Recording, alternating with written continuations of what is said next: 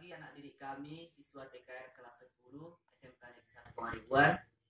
Perkenalkan, nama Bapak adalah Pak A. Sormin atau yang disebut di sekolah Pak AS.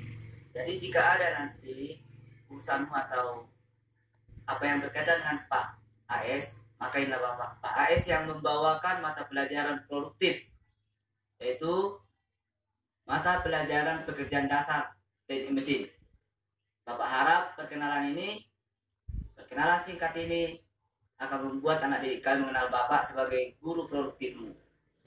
Oke, pada pagi hari ini kita akan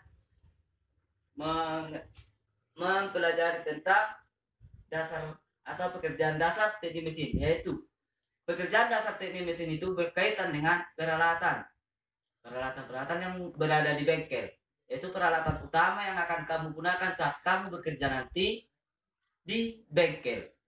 Nah, apa-apa saja yang terkait di dalamnya, yaitu yang pertama seperti yang ada dalam modulmu adalah kunci ring.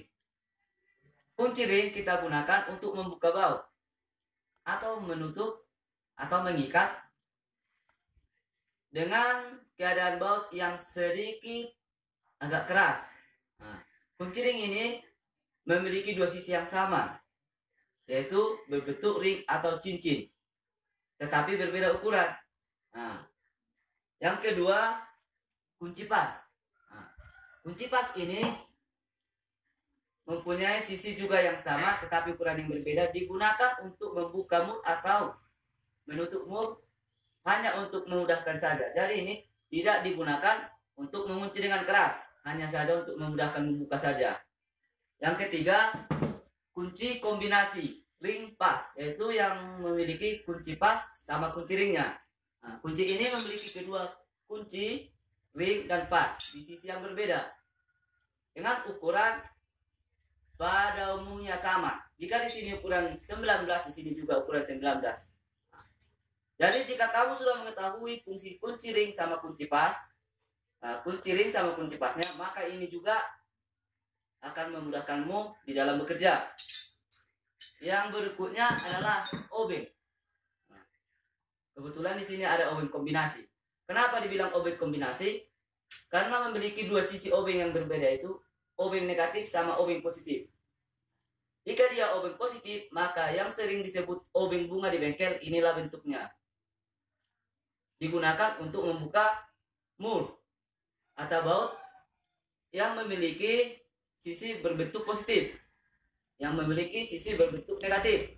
Jadi kunci kombinasi ini atau obeng kombinasi ini sudah memiliki dua sisi.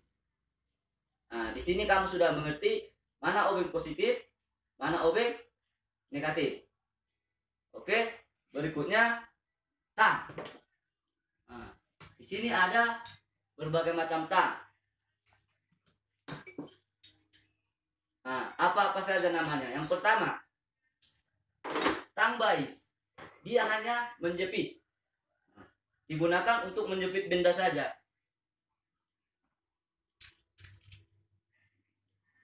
Yang kedua, tang kombinasi. Nah, dia ada tang untuk menjepitnya dan juga ada sisi tang untuk memotong. Nah, ada sisi menjepit, ada sisi memotong. Jadi tang itu ada berbentuk dua, yaitu tang bais sama tang potong. Nah, jadi nanti jika kamu ke bengkel, kamu akan mengenal yang mana tang kombinasi, yang mana tang bais. Nah, jadi nanti tang potong hanya untuk memotong saja nanti. Oke. Yang berikutnya tang serklip. Nah, ini ada dia membuka ke dalam, ada membuka keluar. Ini digunakan untuk membuka snap ring. Nah, untuk membuka snap ring, dia keadaan membuka ke dalam sama ke luar. Nah, ini biasanya bautnya terdapat pada as-as seperti pada mesin babat, ada pada transmisi nanti jika kamu sudah mempelajarinya. Inilah alatnya untuk membukanya. Snap ring itu berbentuk C. Nah, inilah yang digunakan nanti kuncinya untuk membuka. Yang berikutnya kunci T. Nah, apa itu kunci T? kunci T sama halnya sama seperti kunci sok. Hanya saja pada bagian gagang dia digunakan berbentuk T.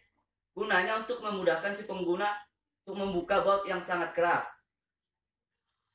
Dan juga berada dalam posisi yang dalam. Nah, maka digunakanlah dia kunci T.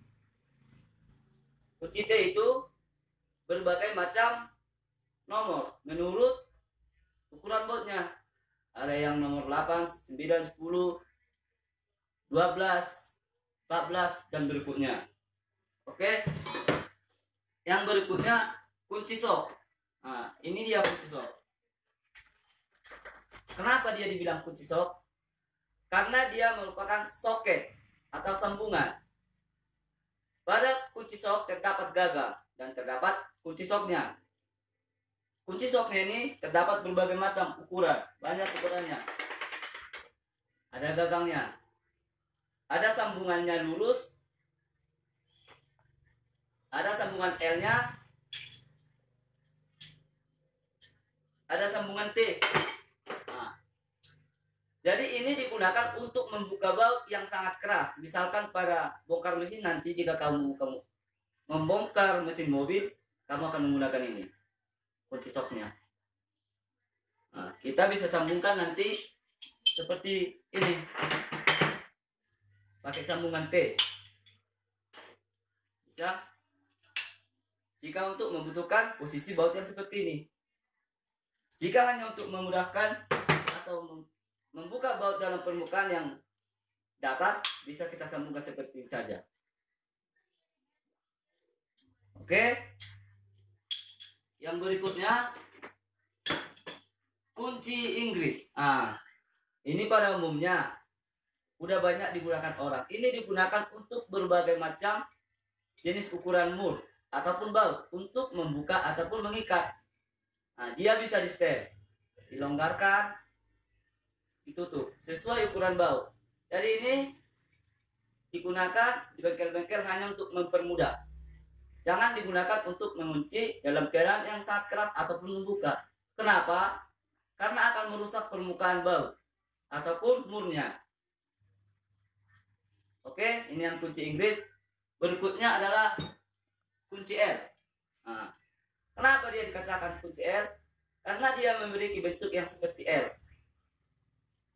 dan memiliki sisi segi 6. Ada yang segi bintang, ada yang segi 6. Ini digunakan pada baut-baut khusus. Misalkan untuk cakram sepeda motor. Nah, ini digunakan. Jadi ini merupakan kunci L. Oke, yang berikutnya kunci busi. Kunci busi dikhususkan hanya untuk membuka busi. Tidak digunakan untuk membuka baut lain. Ini hanya untuk membuka busi dengan cara memasukkan kunci ke dalam busi dan membuka.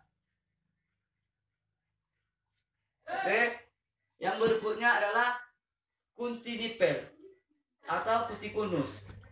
Nah, ini khusus digunakan untuk baut tertentu saja, yang untuk membuka nipel atau kunus.